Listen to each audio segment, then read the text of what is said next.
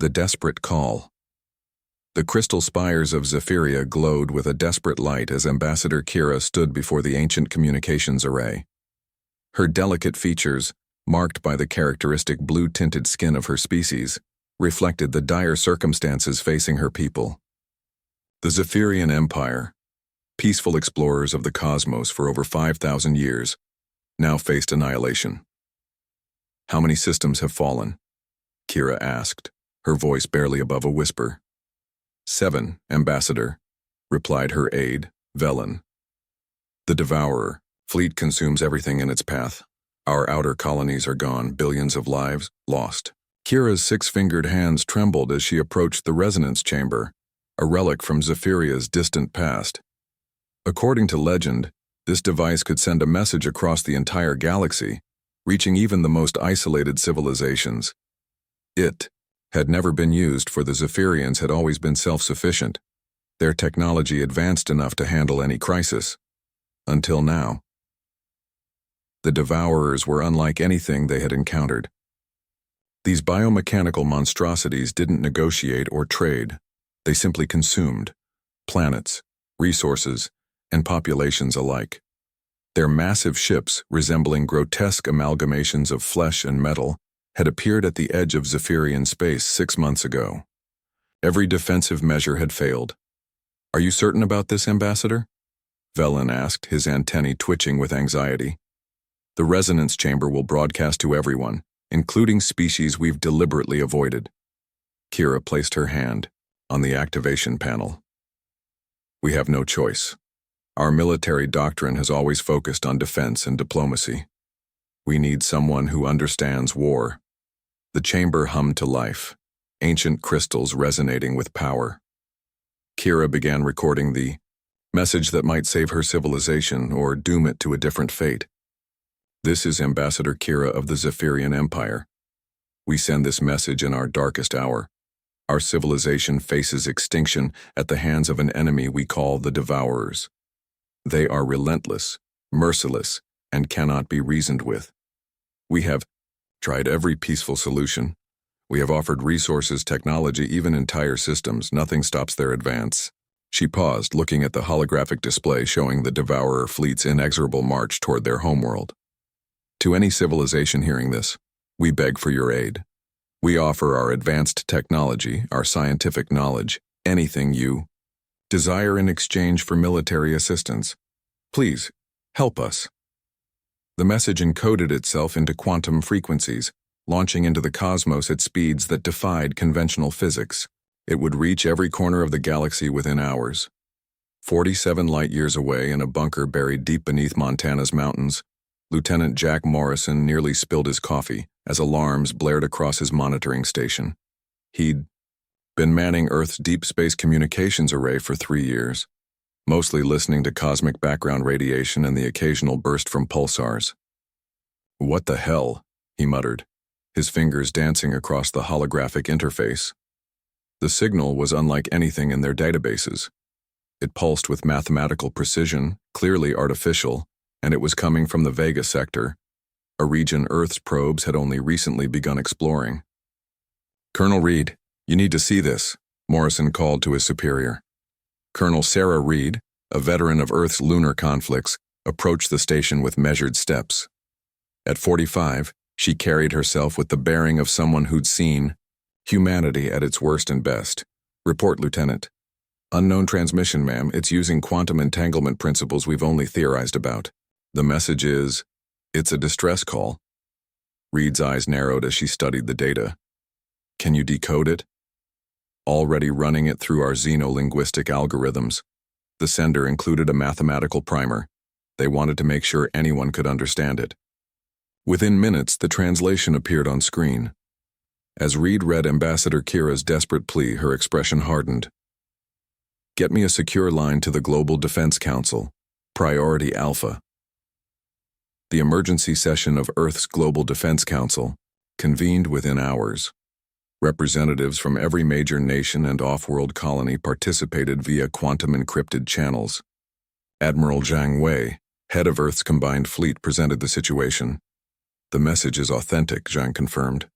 We've verified it through multiple detection arrays. A civilization called the Zephyrian Empire is facing what appears to be genocidal extinction. The Russian representative leaned forward. And they're asking us for military aid? We've barely established colonies in our own system. What could we possibly offer an advanced alien civilization? Dr. Elena Vasquez, Earth's leading xenobiologist, cleared her throat. Actually, that's the fascinating part. The Zephyrians included data about their physiology and evolution. They developed on a low-gravity world with stable climate and minimal predation. They're peaceful by nature. Their entire evolutionary path led to cooperation and technological advancement without significant conflict.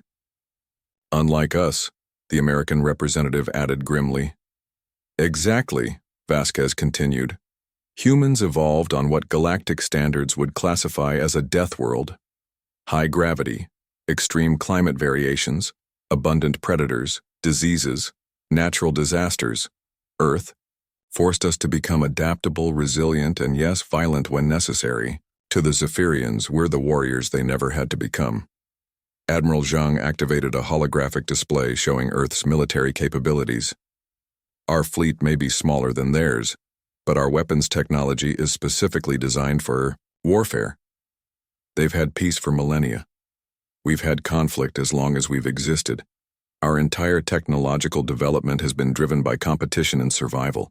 The Chinese representative spoke carefully. What do they offer in return? Advanced technology that could leap us forward by centuries, Zhang replied. Faster-than-light communications, improved medical science, energy systems that could solve our resource crisis. But more importantly, this is first contact with a genuinely advanced civilization, one that needs us. The debate continued for hours, but the outcome was never really in doubt. Humanity had spent its entire existence looking up at the stars, wondering if we were alone. Now we knew we weren't, and our first act would be to save those who called for help. I motion that we dispatch the combined fleet immediately, the European Union representative declared. The vote was unanimous. 3 days later, Earth's shipyards buzzed with activity. The combined fleet, humanity's pride, prepared for its longest journey yet.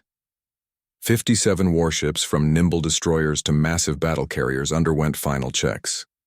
Commander Maria Santos stood on the observation deck of the EFS Prometheus, watching crews load weapons and supplies. Her executive officer, Lieutenant Commander James Park, joined her. Never thought our first real contact with aliens would be riding to their rescue, Park mused. Santos smiled grimly. Maybe it's fitting. We've always been at our best when protecting others. Even if those others have blue skin and 6 fingers. You read the biological reports? Every word. The Zephyrians are physically fragile by our standards. Lower bone density, less muscle mass, minimal aggression responses. They solved their problems through intelligence and cooperation. We solved ours by getting very good at violence. Park nodded. And now they need people who understand violence. The Devourers sound like locusts, Santos said. Consuming everything, moving to the next system. No communication, no mercy. Just hunger. Think we can stop them? Santos watched as massive railguns were loaded onto her ship. We've faced extinction before. Ice ages, plagues, wars that nearly ended us. We survive because we're too stubborn to die and too mean to quit. These Devourers are about to learn what happens when you threaten someone under humanity's protection. Admiral, Zhang's voice echoed across the fleet communication system. All vessels prepare for departure. We jump in T-minus 30 minutes. Santos headed for the bridge, parked beside her. You know what's funny? She said. The Zephyrians call us Deathworlders. They think we're these terrifying warriors from a nightmare planet. Aren't we? Maybe, but we're also the people who'll cross the galaxy to help strangers in need. That's got to count for something. As Earth's fleet prepared to jump, Ambassador Kira stood in her command center, watching long-range sensors. The Devourer fleet grew closer every hour. Their homeworld had perhaps days before the enemy arrived. Ambassador, Velen reported, we're detecting massive energy signatures from the Sol system. The humans, they're coming. Kira felt hope for the first time in months. She'd studied what little data they had on humans, a young species barely spacefaring, but one that had survived conditions that would have exterminated most civilizations. They fought constantly among themselves, yet united instantly against external threats. They were contradictions, capable of breathtaking cruelty and incredible compassion. "What have we unleashed?" she whispered. Felon's antennae twitched thoughtfully. "Perhaps exactly what we need. The Devourers have never faced a species forged by conflict. They're about to meet one that made war into a science." As Earth's fleet initiated their jump drives, Admiral Zhang stood on the bridge of his flagship, the EFS Vengeance. His final message to Earth was simple: "We go to the stars not as conquerors but as protectors. Today, humanity takes its place among the civilizations of the galaxy. We will not let our new friends fall." The fleet vanished in a blaze of light, racing across the cosmos toward their destiny. The Deathworlders were coming, and the Devourers had no idea what they were about to face. When Predators Protect the Human Fleet emerged from hyperspace at the edge of the Zephyrian system with surgical precision. 57 warships arranged, in combat formation, their arrival sending ripples through the fabric of space-time that every sensor in the system detected. Admiral Zhang stood on the bridge of the EFS Vengeance, taking in his first view of alien space. The inner planets showed the scars of advanced civilization, orbital installations, space elevators, and cities that gleamed beneath azure atmospheres. But the outer system told a different story. Debris fields floated where moons should have been, and massive processing vessels, the Devourers, systematically stripped a gas giant of its resources. "My God," whispered Navigation Officer Chen. "They're literally eating the system." "Contact from the Zephyrians, Admiral," communications reported. "They're requesting immediate conference." "Put them through." The main view screen flickered to life, revealing Ambassador Kira. Zhang had studied every piece of data about the Zephyrians during the journey, but seeing one in person, even through a screen, was different. She was undeniably alien, yet somehow elegant, with skin that seemed to shimmer blue-silver and large, expressive eyes that held both intelligence and desperation. "Admiral Zhang," Kira began, her translated voice carrying musical undertones. "We cannot express our gratitude." "Save it for after we've earned it, Ambassador," Zhang interrupted gently. "What's your current situation?" Kira's professional composure reasserted itself. "The Devourer fleet has 17 capital ships in system, with numerous smaller craft. They'll reach Zephyria Prime in 52 hours at current speed. Our remaining defense fleet, 12 vessels, is holding position around our homeworld." "Understood. I'm transmitting our tactical data now. Fair warning, Ambassador. Human warfare doctrine may seem aggressive to your people." Commander Santos watched the tactical display from her position on the Prometheus. The Devourer ships were monstrosities, organic-looking behemoths that dwarfed even Earth's largest battle carriers. Their hulls seemed to pulse with internal life, and tentacle-like appendages extended from their surfaces, drawing in matter from destroyed planets. "Jesus," Park muttered beside her. "They look like spaceborne tumors." "Ugly or not, they're about to learn why you don't mess with humanity's friends," Santos replied. "All hands, battle stations, prepare for combat deployment." The first encounter came sooner than expected. 3 Devourer scouts, each the size of a human destroyer, detected the Earth fleet and moved to investigate. They approached with the casual arrogance of predators who had never met serious resistance. Admiral Zhang's orders were swift. "Destroyer Squadron Alpha, intercept those scouts. Show them what human weapons can do." Captain Lisa Morrison commanded the lead destroyer, EFS Thunder. She watched the alien vessels approach, noting their lack of obvious weapons ports or defensive systems. "They're scanning us, Captain," her tactical officer reported, "but I'm not reading any weapon power-ups." "They don't see us as a threat," Morrison realized. "Helm, attack pattern Sierra 7, weapons, prepare full spread, kinetic rounds and plasma torpedoes." The 3 human destroyers accelerated, their engines burning bright against the cosmic dark. At precisely calculated range, they opened fire. The results were devastating. Kinetic rounds, simple chunks of metal accelerated to near light speed, punched through the Devourer scouts' organic hulls like bullets through paper. Plasma torpedoes followed, their superheated payloads cooking the alien ships from the inside out. The first scout simply came apart, its biomechanical structure unable to cope with the violence of human weapons. The second managed a single return shot, some kind of biological projectile that the Thunder's point defense systems swatted aside with contemptuous ease. The third tried to flee. "Oh, no you don't," Morrison growled. "Pursuit course, all weapons fire." The fleeing scout lasted 17 seconds before human weapons reduced it to expanding clouds of organic debris. Aboard his flagship, Admiral Zhang allowed himself a grim smile. "Well, now they know we're here. Signal all ships. Execute Battle Plan Alpha. Let's show these locusts what happens when they threaten our allies." The main Devourer fleet responded to their scouts' destruction with what could only be described as rage. The massive bioships altered course, accelerating toward the human fleet with frightening speed.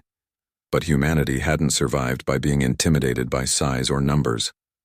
"They're coming straight at us," Tactical reported. "No subtlety, no tactics, just a direct charge." Zhang nodded. "They're used to overwhelming force working. Commander Richardson, deploy the minefield." From the cargo bays of specialized ships, thousands of smart mines scattered into space. Each one was equipped with basic AI and stealth systems designed to hide until the perfect moment. The Zephyrians watched in amazement as the humans transformed space itself into a weapon. Ambassador Kira stood in her command center, her senior staff gathered around displays showing the human fleet's movements. "They fight like predators," observed General Thek, the highest-ranking military officer left alive. "Every movement calculated, every weapon precisely placed." "Not like predators," Kira corrected, understanding dawning. "Like persistence hunters. Earth's history speaks of humans hunting by simply outlasting their prey, wearing them down through relentless pursuit. They're doing the same thing here, turning the Devourer's own tactics against them." The first wave of Devourer ships hit the minefield. Explosions blossomed across space as smart mines detected their targets and detonated. The bioships' organic hulls evolved to resist energy weapons and absorb matter, proved vulnerable to the simple brutality of chemical explosives. But the Devourers kept coming, their larger ships pushing through the minefield by sheer mass. Now they were in range of human weapons, and the real battle began. "All ships, weapons free," Zhang commanded. "Show them why humans are the apex predators of our world." Railguns spoke in thunder, sending hypervelocity projectiles across the void. Plasma cannons carved brilliant lines through space. Missile swarms erupted from human ships, each warhead carrying enough destructive power to level cities. The Devourers responded with their own weapons, biological projectiles that splattered against human shields, energy beams that seemed to drain power from whatever they touched, and clouds of microscopic organisms designed to eat through hull plating. But humans had spent their entire history making war into a science. While the Devourers relied on overwhelming force and biological adaptation, humans brought tactics, strategy, and the refined brutality of a species that had survived by being smarter and meaner than everything else on their death world. "Commander," Santos led her squadron in a flanking maneuver, using a shattered moon as cover. "Remember your training," she told her crews. "These things are used to victims who run or surrender. We don't do either." The Prometheus burst from behind the moons. Remains all weapons firing. Her main guns targeted the command nodes Santos had identified on the Devourer ships, organic structures that seemed to coordinate their actions. Precision strikes severed neural connections, leaving entire sections of the bioships paralyzed. "Ma'am, I'm reading something strange," her science officer reported. They're not entirely mechanical or biological. They're some kind of hybrid. And I think they're in pain when we damage them." Santos felt a moment of pity, then hardened her heart. They chose to be predators. Now they meet better ones. Continue firing.